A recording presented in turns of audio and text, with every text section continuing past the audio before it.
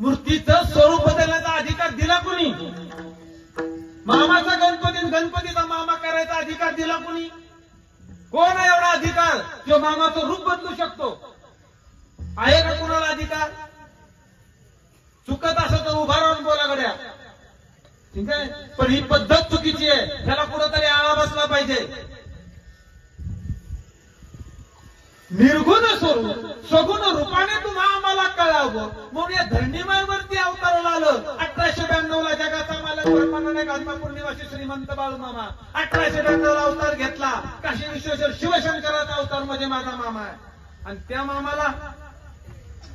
मामाची काठी म्हणून तुम्ही गणपतीच्या याच्यावर दिलं.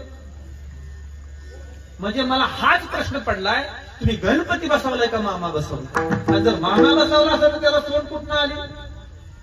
म्हणजे विद्रुपीकरण म्हणावं लागेल. ह्याला दुसरं काय म्हणू शकतो महाराज आपण?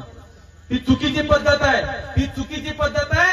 कदाचित आज या युट्यूबच्या माध्यमातून, या सोशल मीडियाच्या माध्यमातून सगळ्यांपर्यंत हा मेसेज पोहोचणार आहे. परंतु ह्या वर्षी जर ही चूक झाली असेल तर ही चूक कदाचित मामा पोटामध्ये येईल, पण पुढच्या काळामध्ये ही चूक होता कामा नये. बनवणाऱ्या कारागिरीला पण सांगा आणि घेणाऱ्याने पण लक्ष ठेवा की मामाच्या मूर्तीसारखा गणपती बनला नाही पाहिजे.